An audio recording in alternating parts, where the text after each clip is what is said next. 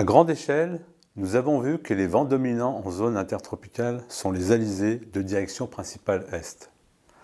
Plus précisément, la direction principale dévie vers le nord-est lorsqu'on est en hémisphère nord, vers le sud-est lorsqu'on est en hémisphère sud. Le relief local peut déformer notablement le vent.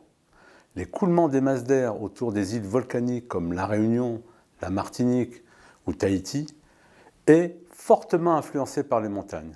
La partie ouest est partiellement déventée, le nord et le sud, au contraire, subissent une accélération, alors que la partie exposée au vent, l'est, est la plus pluvieuse.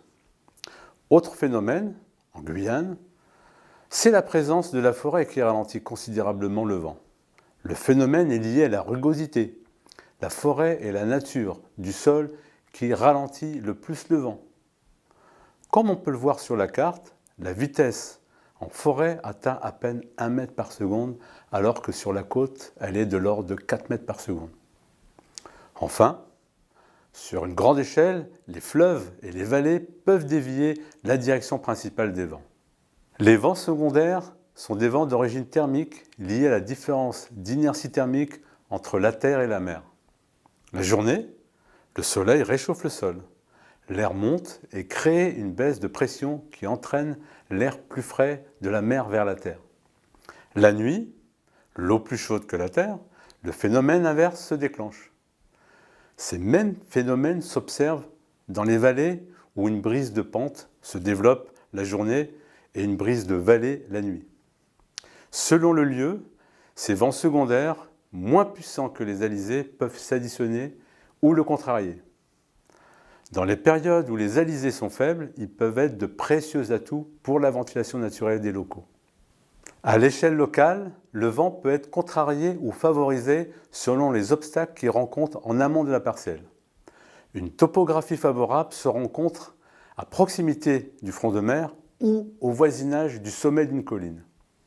Une topographie défavorable se rencontre dans les zones décaissées, au pied des collines, ou pentes sous le vent où l'on observe un décollement. Le vent est extrêmement sensible au relief, à la topographie, à la rugosité du terrain, situé en amont de la parcelle. La zone d'influence des obstacles situés en amont est de l'ordre de 3 à 5 fois leur hauteur. Il est rare dans un projet de pouvoir s'affranchir de cette influence. Aussi, pour connaître avec précision la nature du vent à l'endroit de l'emplacement des futurs bâtiments, il existe 2 possibilités. Soit installer un mât de mesure ou utiliser des logiciels de simulation pour contextualiser le vent de la station météorologique la plus proche. Des logiciels, comme Météodine, prennent en compte l'ensemble des phénomènes impactant le vent pour le contextualiser localement. Cela permet de simuler une rose des vents du site plus proche de la réalité et mieux évaluer le potentiel aérolique du site.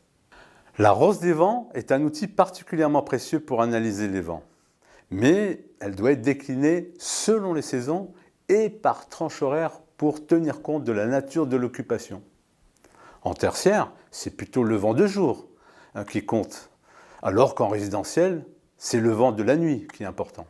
Vous l'avez compris, le vent est la variable météorologique la plus sensible aux paramètres locaux de topographie, rugosité ou obstacles, massifs végétaux ou bâtiments. Pour estimer correctement le potentiel aérolique de la parcelle, des mesures locales ou des simulations aéroliques doivent être menées.